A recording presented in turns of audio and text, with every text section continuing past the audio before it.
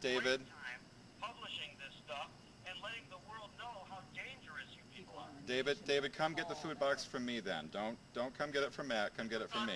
I already told you. I won't have anything to do with you either. You're just as bad as Mr. Fisher. I've got your food box. Puppets on a string. It's crazy. Somebody should just cut your strings and let you dangle. Because what you're doing is manipulating people. You're abusive. You're neglective. You're absolutely coercing people, and you're manipulating the situation. And what do you want to do? See my smiling face? Yes. So that I have to throw up when I see yours? You make me sick. Have you dressed yet, David? Seeing you, Mr. Sartor, or you, Mr. Fisher, or whoever the hell else you have there against federal law. Are you ready to come out and receive your food box? I told you 100 times. I'm not ready, and you're making me late for my appointment this evening. Well, if you want, we'll wait until you're on your way out to leave for the appointment, and then we could hand it to you, and you could hand it to Michelle. That might be a few hours, sorry. I thought you said it was a 7 o'clock appointment. Well, we're going to have to cancel that. You said you'd drop a box off on the hood of the car like you did last time. You didn't hand it to me last time, and you didn't even check to see if it was spoiled food or not. I did it in your presence. I'll be glad to leave it on the hood of the car in front of you again. A food box to me? No, you didn't.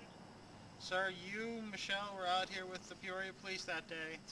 I left it there in your presence. I'll be glad to leave it in your presence again, but your presence requires you.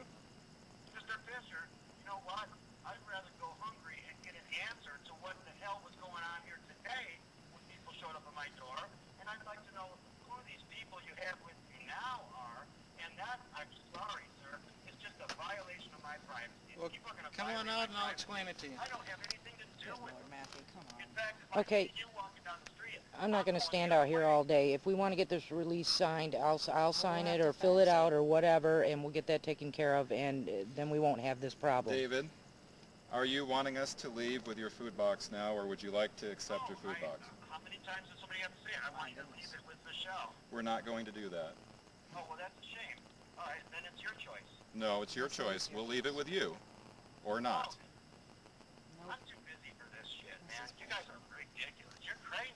You We'll guys are absolutely insane. We'll leave it with you, or we'll go.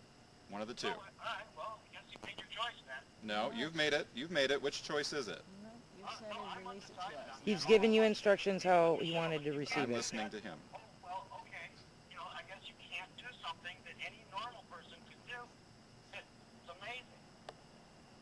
Actually, I'm here for you, not for your representatives, I don't need you at all.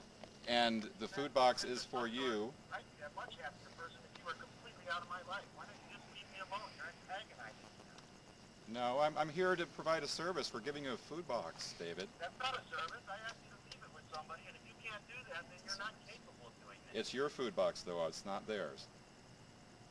I share.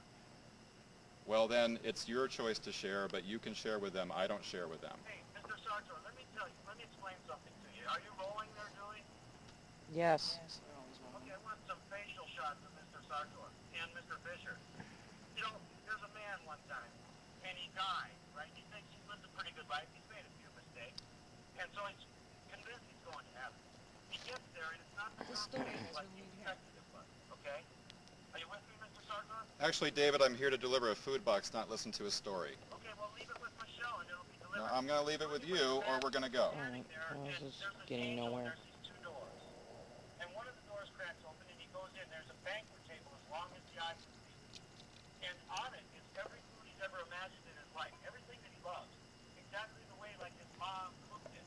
But his mom was murdered somewhere along the line, and he really misses that. So he's kind of glad to be there because there's everything exactly the way she would have prepared it, as if she herself cooked the entire thing. But there's thousands of people, and he walks along this long banquet table, and it seems like with the angel leading him, they walk for a half a mile. He just goes on and on.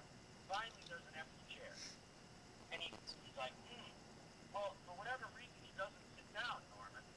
Okay, he doesn't sit down. No explanation why. The angel doesn't protest, and then everybody seated says a blessing and a prayer. And while they're saying the prayer, the man notices something odd. All the silverware is 3 feet long. And he's like, that's strange. They finish their blessing and they pick up the silverware, and because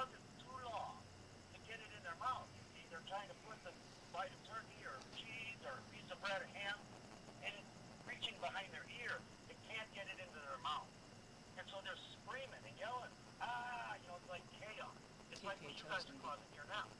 And then the guy is just not upset, and the angel isn't saying anything. They just start walking back towards the door, and they go out the same door they came in. And when they get outside, the door slams shut. Bang. Then the other door cracks open, and he walks through that door. He looks at the exact same table, with the exact same faces. They walk down to the exact same empty chair, Norm. And Mathew, this is like an incredible story for you to know. And so the man sits down in the chair this time, and they start to say the blessing, and I know what you're thinking, but guess what? The silverware is 3 feet long. It's the same deal. Same blessing, same faces, and he realizes every face he saw in there is somebody he met in his own life. Some of them 10 minutes at the grocery store, some of them 10 years. But there they are, everybody who's ever met him. And then they stab a piece of turkey and a piece of ham, and everybody's got a piece of cheese or whatever on the end of their forks and spoons.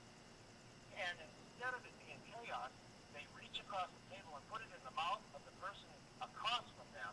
And the angel says, in heaven, we feed each other. Mr. Sartor, are you there? Mr. Carr, this food box is for Matthew, you. Are you there? Still here. Matthew, are you there? Still here. Mr. Sartor, are you there?